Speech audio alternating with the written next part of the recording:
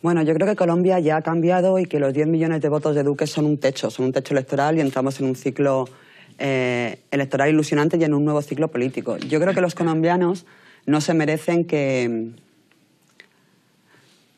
Bueno, creo que hay personas que no se merecen que tengamos eufemismos. Creo que los colombianos no se merecen que un machista, traqueto y paraco como Álvaro Uribe Vélez esté detrás manejando los hilos. Lo de machista lo digo yo y solamente hay que ver las intervenciones en el Senado contra Claudia López.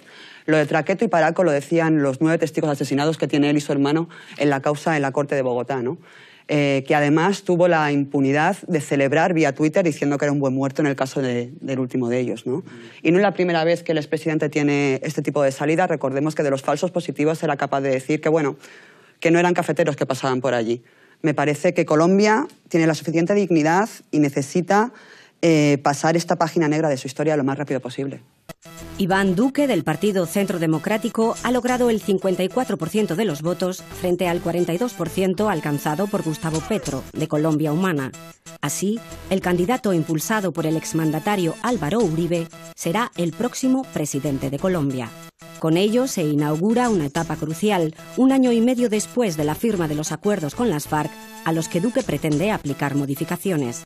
Recordemos que el exsenador fue portavoz de la campaña del no en el plebiscito sobre los acuerdos con las FARC, celebrado en 2016. Esta noche, en For Apache, analizamos las consecuencias de la victoria del uribismo para la política colombiana.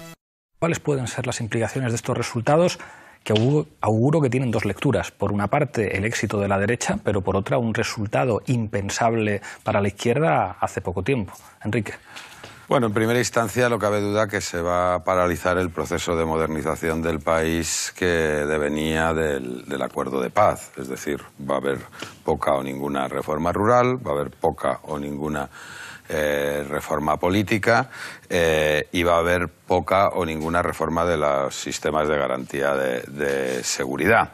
Y evidentemente va a haber un intento de desmantelar todo lo acordado en la mesa de conversaciones de paz. Por otra parte, surge una izquierda, un voto muy importante. Nunca en la historia de Colombia ha habido un voto tan importante a la izquierda, además una izquierda pues amplia, compuesta por distintas corrientes, movimientos sociales, que de alguna forma bueno, pues han aglutinado en torno al debate que hay ahora mismo en Colombia, que es a favor del voto a favor del proceso de paz. Yo no sé, bueno, no sé si decir una izquierda o, mejor dicho, un bloque democrático consolidado, porque realmente esos 8 millones y pico de votos no corresponde a voto de izquierdas, sí corresponde a un voto democrático, en parte de izquierdas y comprometido con la modernización del país, su democratización y el acuerdo de paz. Augusto. Yo quisiera destacar un hecho que es muy singular y es que Colombia es el único país latinoamericano que nunca ha tenido un gobierno de izquierda o progresista. En Colombia siempre ha gobernado la oligarquía. Es decir, es un país lineal donde ha estado gobernadores liberales, conservadores, pero siempre la misma oligarquía.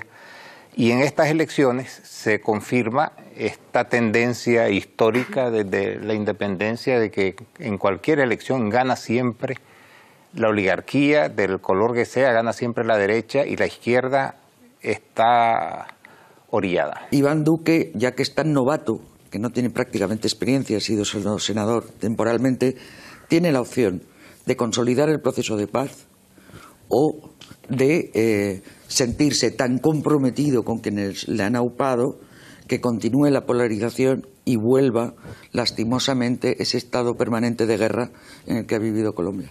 Pues yo te contesto con 2 frases. Yo creo que en política no siempre gana el que gana y que además el que gana tiene que saber ganar.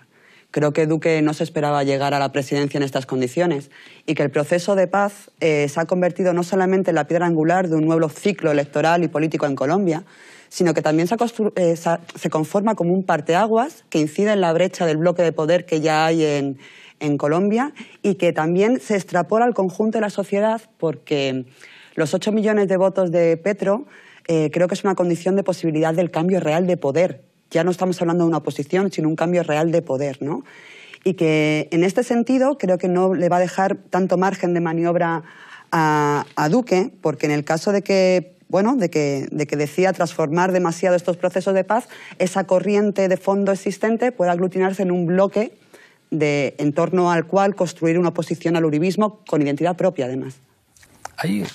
Porque es verdad, o sea, que en Colombia ha habido además diferentes dimensiones del enfrentamiento contra la oligarquía. La dimensión armada es obvia y yo creo que planea cualquier análisis histórico sobre Colombia, y es verdad que ha habido experiencias municipales muy interesantes, pero creo que por primera vez, digamos que el combate por la presidencia del gobierno no se dirime en una confrontación personalista entre candidatos de la oligarquía, que esto era una tradición en Colombia. Digamos que hubiera diferentes figuras, casi siempre muy carismáticas, casi siempre con una personalidad muy especial, que eran los que aspiraban a ganar las elecciones en Colombia y a asumir el enfrentamiento armado fundamentalmente con las FARC como una, digamos, misión de Estado.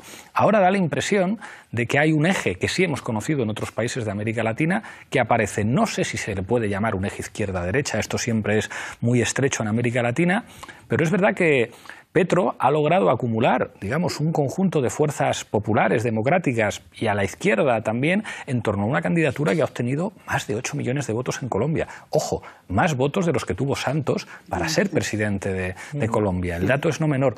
No sé si esto, digamos, permite imaginar un futuro distinto respecto a un país, bueno, que después del fracaso del referéndum sobre los acuerdos de paz, bueno, a muchos nos dejó fríos. O sea, digamos, había pocas razones para ser optimistas en Colombia y después de estas elecciones dices, un bloque de más de 8 millones de votos. Yo creo que la sociedad colombiana está dividida, y está dividida en un porcentaje muy similar al 50%, ¿no?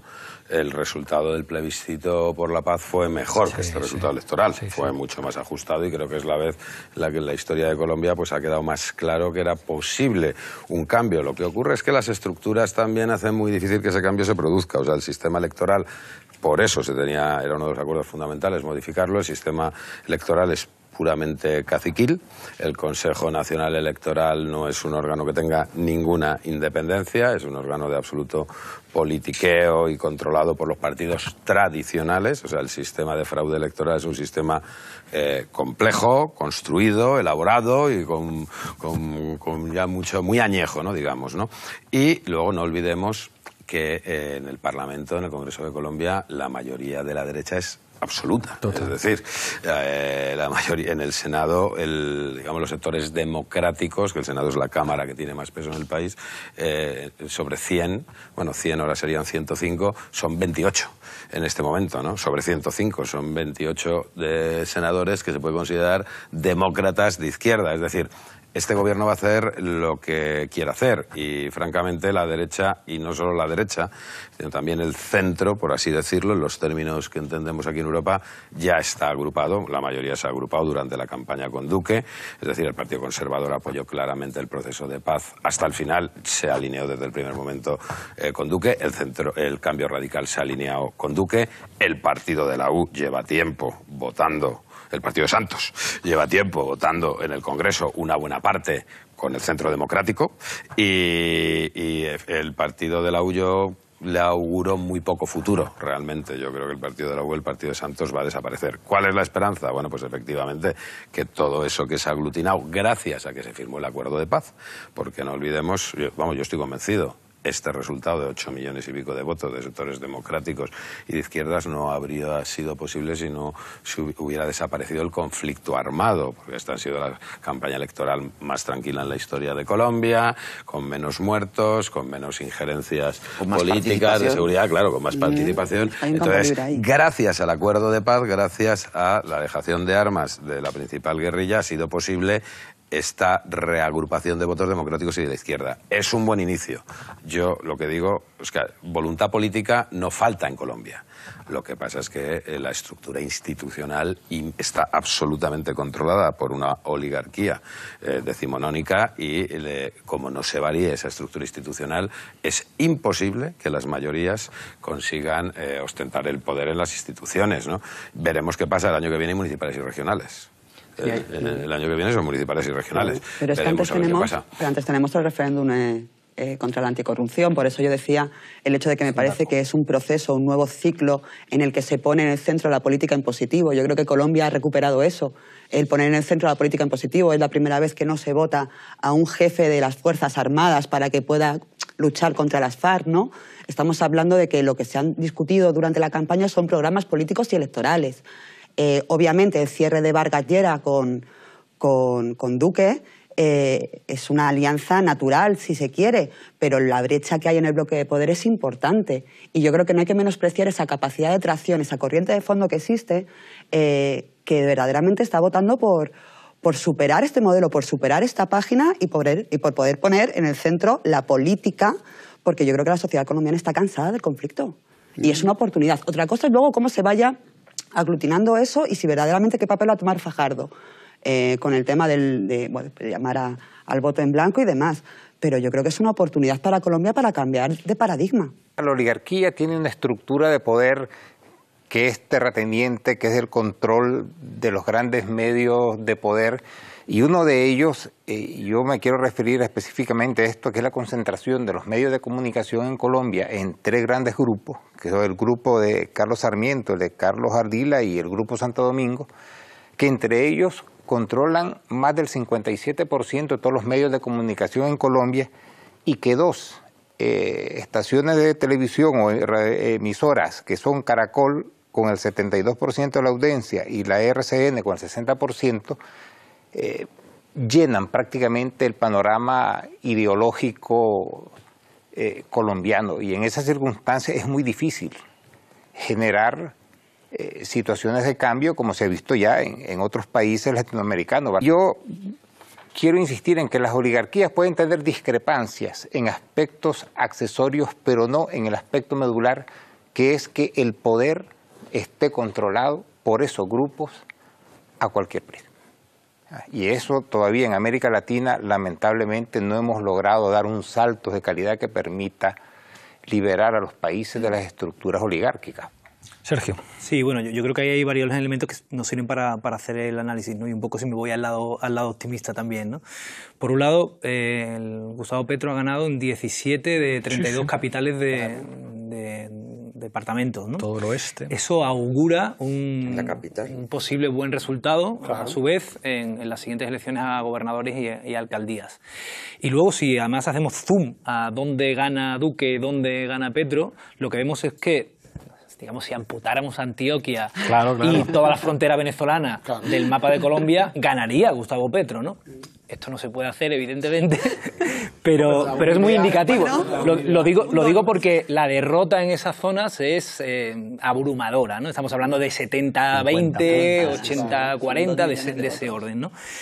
Colombia está en recomposición, o sea, recomponiéndose la derecha, recomponiéndose la izquierda, pero también es varios países en uno, y luego hay una fractura abismal entre lo urbano y lo rural, y las expectativas se han amontonado con todos estos procesos electorales, no por el hecho de las elecciones en sí, sino porque se ha vendido y es real que es una nueva etapa, que ya no hay guerra, que ahora podremos dedicarnos a los asuntos de verdad, que son la economía, lo social, y ahora toda la gente está esperando, es decir, 100 y pico mil que cultivan coca que se han apuntado a la sustitución de cultivos. Dice, ¿y a esos qué? O sea, en cuanto vean que no hay una reacción, o cuando siga eso de que el Estado no existe en amplias zonas del Pacífico y siguen dominando una mezcla de grupos, que es muy cómodo llamarlos disidentes, pero que el grueso no lo son, sino que son bandas armadas o narcotraficantes o paras o una mezcla. Claro, es que ese es el problema, o sea, están en transición, están en pleno cambio. Yo no tengo muy claro, o sea, si la oligarquía estuviera tan unificada, si lo de los medios de comunicación fuera tan así, Petro no hubiera sacado 8 millones de votos. Claro. Es decir, está habiendo un cambio, los partidos tradicionales siguen existiendo, el Partido Liberal sigue siendo el que más escaños tiene en el Congreso, por ejemplo, pero no terminan de evolucionar a otra cosa. Tú lo decías, la mayor parte de los grupos, el partido de la U se llama de la U porque era el de Uribe, pero terminó siendo el de Santos. Entonces, y Uribe se montó otro. Uribe se montó otro, que hoy es el que domina el Senado, que es la Cámara que tiene la llave. Entonces, al final, podemos resumirlo en las preguntas más inmediatas y las de medio plazo. Y las inmediatas para mí son, ¿Duque va a ser el mandado de Uribe o no? Es decir, he escuchado 40.000 analistas diciendo, no, tiene más autonomía, Yo, sinceramente, después de ver 4 años de una confrontación tan bestial entre Uribe y el que fue su ministro de Defensa, hoy, luego presidente, cuando se decide hacer la paz, yo no me creo que eso vaya a ser así. Entonces, el margen, que Duque no va a tener autonomía ninguna. Eso es lo que creo yo. Entre otras cosas porque no es ni Santos. No tiene detrás una familia que controle medios de comunicación, que venga de la... Nada que ver. O sea, Duque es un desconocido, no era nadie cuando empezaron las primarias en su partido, fue porque Uribe lo apuntaló. No tiene control del aparato, como sí lo tenía Santos. Santos llegó a ser ministro de Defensa, o sea, controlaba las Fuerzas Armadas, el aparato del Estado, pasó por varios ministerios.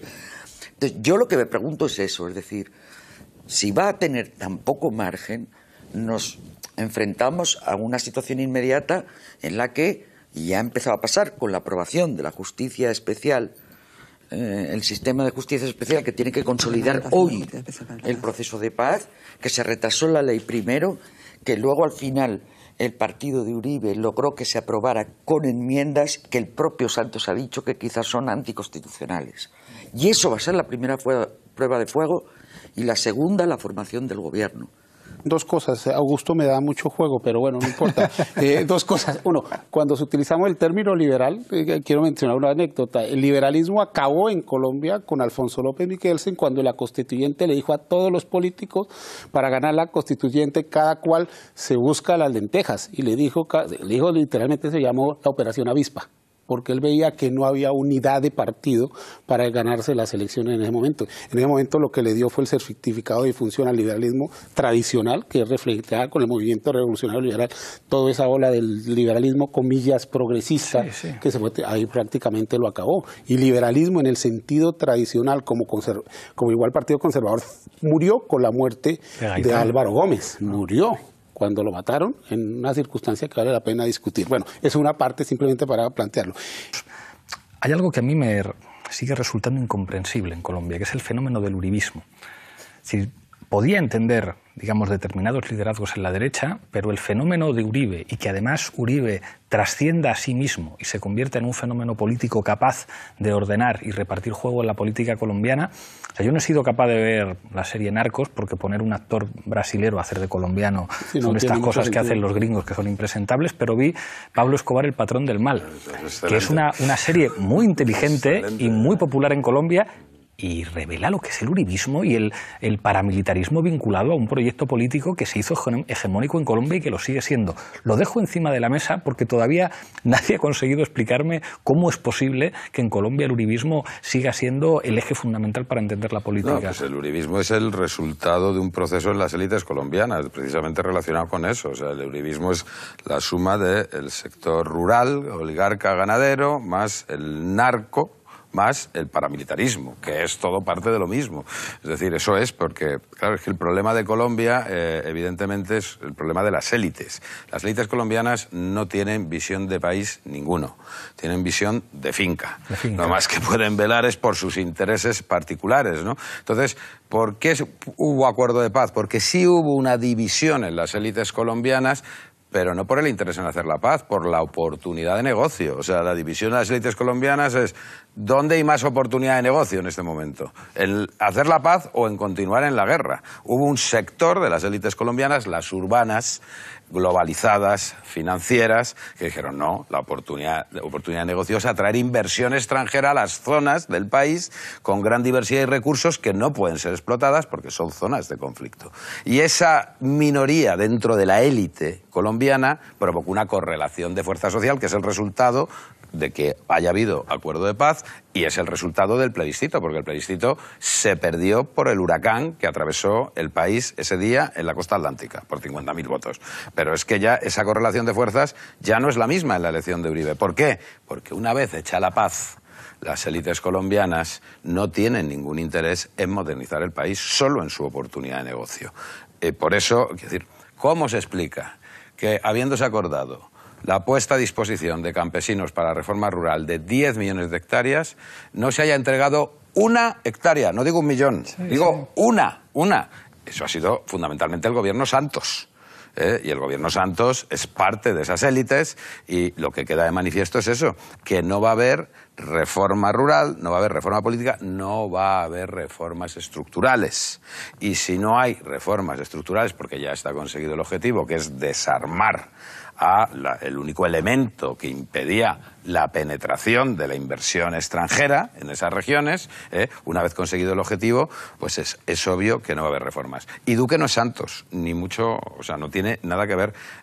Quien gobierna en Colombia en este momento es Uribe. Álvaro Uribe Vélez. Y eso está claro, porque Santos no es ya que perteneciera a una determinada familia, es que Santos es de la élite urbana, industrial, financiera, globalizada, de esta, que es minoría dentro de la élite colombiana y que hizo masa crítica con los sectores democráticos para aprovechar la oportunidad de negocio que trae la paz. Pero hecho eso, quiero decir, Duque no es nadie, es como ha dicho Lola, o sea, no es nadie, no tiene ninguna capacidad, no tiene, claro, por eso, o sea, no tiene ninguna capacidad, no pertenece a las élites, no pertenece a familias, claro, no tiene ninguna capacidad de enfrentarse a Uribe, y esa es la gran tragedia del país. Y francamente, Colombia, y no lo perdamos de vista, Santos, el último trabajo que ha hecho es dejar a Colombia ingresada en la OTAN. No lo perdamos de vista. El único país... Bueno, asociada... asociada no, perdona. Asociada pidió... nadie que no sea de Europa. Eso hasta ahora, ya veremos, ¿no? O sea, el ejército colombiano ya es parte... el ejército colombiano ya es parte de los operativos. País asociado. De hecho, eso era una de las condiciones del acuerdo de paz, de unas condiciones de los militares, precisamente, porque claro, si no... había que reducir el ejército. Porque claro, un ejército, 48 millones de habitantes, y un ejército de 500.000 efectivos. O sea, 4 veces el de España. O sea, eso se tiene que reducir porque no hay presupuesto público que lo aguante. ¿Cuál era la garantía a los militares que no se tocaba? La vinculación a la OTAN. O sea, y eso es lo que va a pasar, pero claramente, y no hay plan para reducir el ejército colombiano. Un día haremos un debate sobre el sentido de la OTAN después del fin de la Unión Soviética y su expansión por el mundo. Augusto y Sergio, claro, por supuesto. Por supuesto. Yo quiero primero hacer una diferencia. Una cosa es tener el gobierno y otra cosa es tener el poder. Sí. Uno, de entradita, para que nos amarremos bien a la silla. Dos, una cosa es que hayan posibilidades de cambio y otra cosa es que hayan cambios estructurales. Y en América Latina, hasta el momento, con la excepción de Cuba y hasta cierto medida en Nicaragua, donde triunfaron 2 revoluciones armadas, los cambios estructurales siguen esperando. Siguen siendo sociedades estructuradas en torno a las oligarquías terratenientes, oligarquías comerciantes, oligarquías monopólicas, y donde las sociedades tiene unos índices de diferencia de riqueza brutales. Los mayores índices de diferencia, de desigualdad en el mundo están en América Latina. Demostración clara de que ahí no hay cambios, solo concentración de riqueza. Y yo también quiero recordar, y esto lo aparcamos, pero solo lo quiero señalar, que la vinculación de la oligarquía colombiana con Estados Unidos es histórica. Tiene un siglo. Y es un hermanamiento de sangre que se manifestó en su momento cuando Colombia fue el único país latinoamericano que envió tropas a la guerra de Corea y que ha culminado, sí, asociado, socio y todo, pero el ingreso de Colombia en la otra es la caña, porque es que América Latina está al otro lado del mundo. Vamos a ver qué hace un país de Latinoamérica de socio de la OTAN y lo que eso significa. Y tampoco olvidemos el Plan Colombia, que significó que Estados Unidos le tiró al ejército colombiano más de $6.000 millones. Es decir, es que no podemos olvidarnos, para explicarnos el uribismo, los paramilitares y toda la fuerza, que ahí hay un chorro de dinero muy grande y que en última instancia, yo les digo, no hay un solo país en el que las oligarquías, en Latinoamérica, en el que las oligarquías hayan entregado el poder democráticamente. Ninguno. Ahí o se les ha arrebatado, o si no, todos presos, como Lula, que se le ocurrió hacer unos mínimos cambios y ahí los está pagando. Eso es Latinoamérica, y Colombia es de los países más violentos y más refractarios que hay. Y yo creo que con Chile y Guatemala forman la trilogía de los países donde las oligarquías son un búnker impenetrable y archirreaccionario. Y no no despreciemos el impacto que tuvo la política de seguridad democrática a la hora de, a sangre y fuego, y violando todos los derechos humanos que podemos poner en cualquier carta, conseguir determinado tipo de cuestiones que se sentían como avances para esas clases populares, ¿no? Por ejemplo, el hecho de que pudieran transitar por algunas carreteras sin tener un par de postas, una de la policía, otra del ejército, otra de los narcos, para mucha gente era un avance, ¿no? Y eso, digamos, lo vendía Uribe como el gran resultado de sus políticas, ¿no? Luego, eso sí, veremos qué pasa cuando los papeles del Plan Colombia se desclasifiquen, ¿no?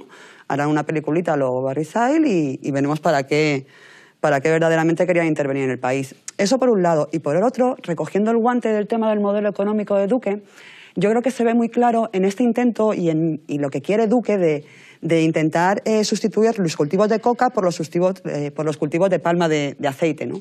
Que no solamente, no hablo ya desde un punto solamente desde un plano de vista ecológico y de cuidado de los acuíferos, ¿no? Hablo de que sabe perfectamente que hay una correlación directa entre el incremento de los cultivos de palma de aceite y los exiliados forzosos de comunidades indígenas y afrodescendientes y campesinas, ¿no? Eso por un lado, pero es que además sabe perfectamente que primero se necesita una inversión inicial muy fuerte, porque son varios años los que tarda en crecer, y segundo, se necesitan grandes extensiones de terreno. ¿Qué está haciendo? Está condenando a los pequeños propietarios a ser poco menos que peones, ¿no? Entonces, me parece que eso incide en el corazón del problema de Colombia, del conflicto colombiano, que precisamente era la redistribución y la pugna por la redistribución de la tierra.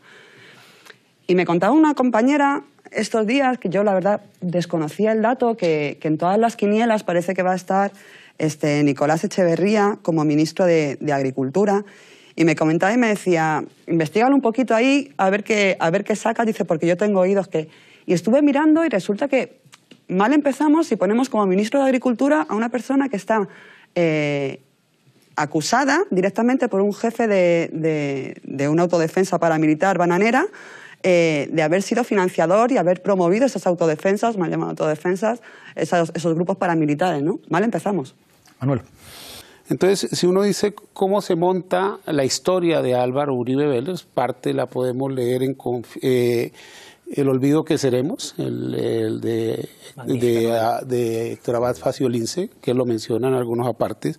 Uribe surge de varias cosas históricamente en la región antioqueña. Surge, por una parte, porque él tiene claros vínculos con el narcotráfico por su padre. Recordaréis que uno de los problemas que tuvo fue la muerte del padre por, comillas, la guerrilla, pero bueno, fue una de las cosas que tenía ahí. Y toda esa zona con los Ochoa Vázquez era un clan que era bien importante en esa zona. Y estamos hablando de esas épocas de los 80, 90, donde, insisto, vuelvo a insistir, el narcotráfico llenó de dinero, regó todo el país de dinero. Entonces surge por una parte eso, surge por otra cosa que olvidamos, dos elementos centrales. Comillas, un nacionalismo antioqueño, que siempre se ha dicho que recordaba a los vascos aquí en España, entonces se decía eso.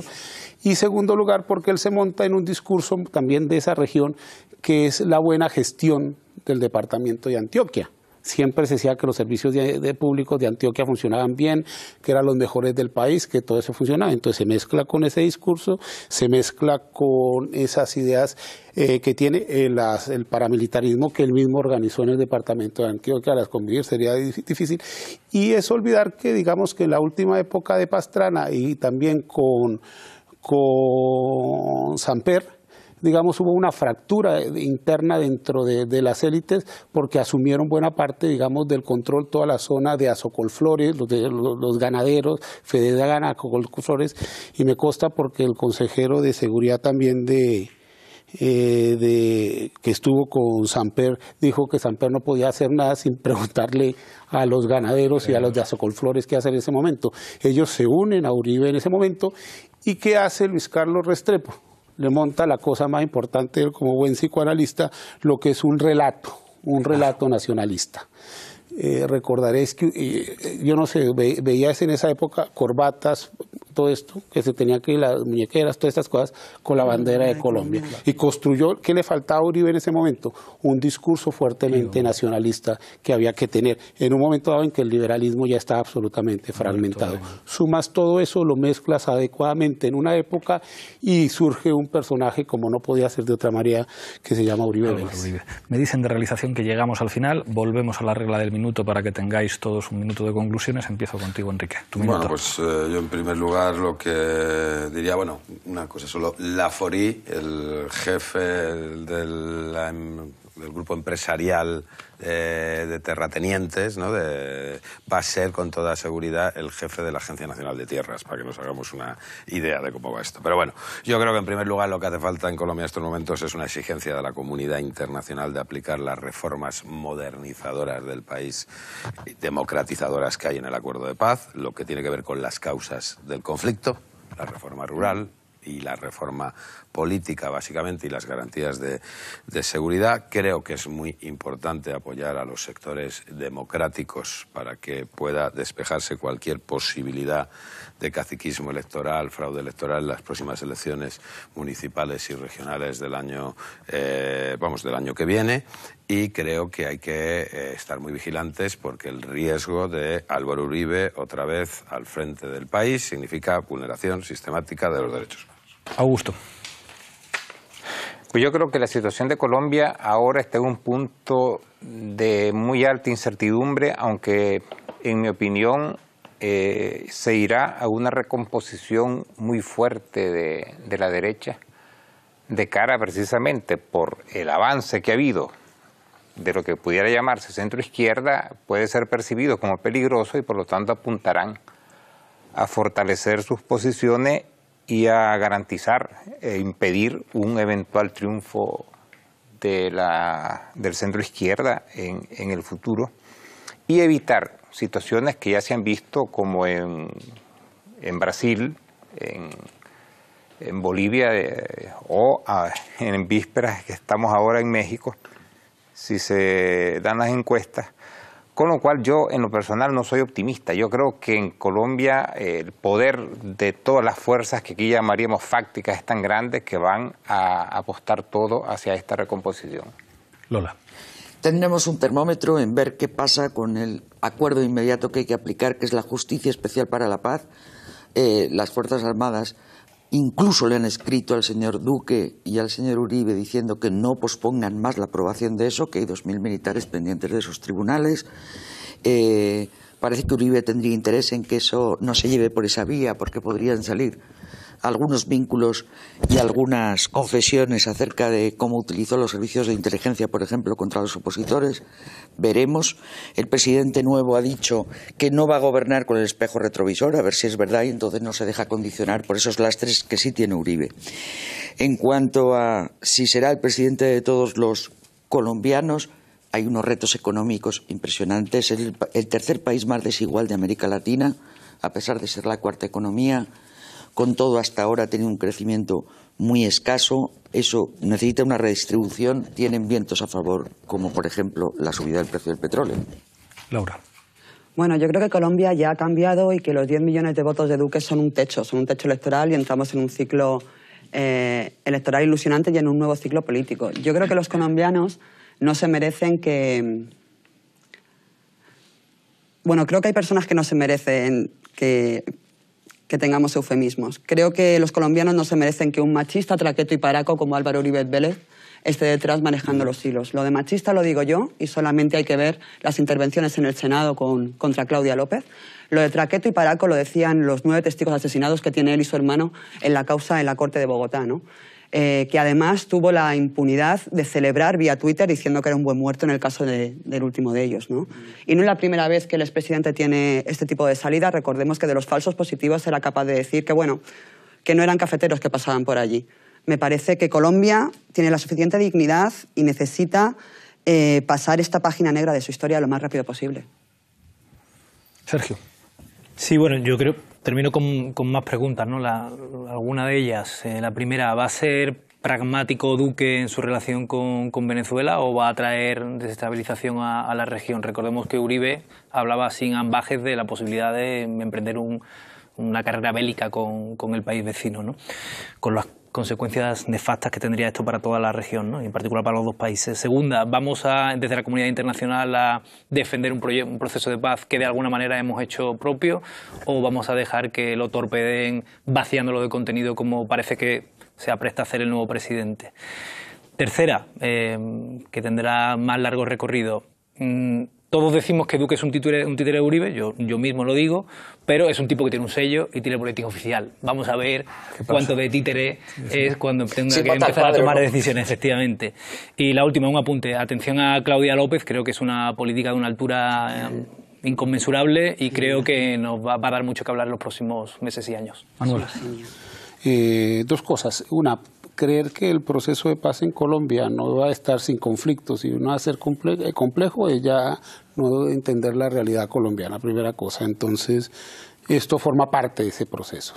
Segundo, y esto sí es los que conocemos algunas cosas y mirando los resultados electorales, creo que el que tiene muchas oportunidades es Petro.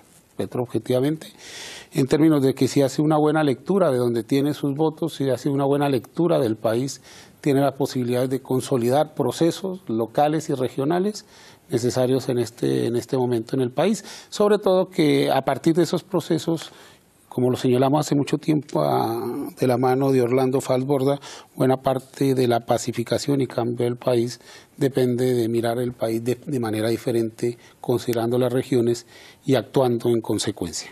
Muchísimas gracias, Manuel. Muchísimas gracias a los 6. Aquí nos veremos la próxima semana en Fort Apache.